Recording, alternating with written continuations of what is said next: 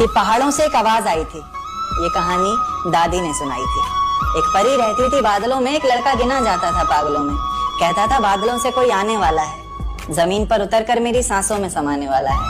उसे बिना देखे इजहार करता हूँ, कहता था मैं उसे खुद से भी ज्यादा प्यार करता हूँ। इतना सब सुनकर परी ने जमीन पर आने की ठानी। माँ ने रोका, बाबा ने समझाया, पर किसी की एक न मानी।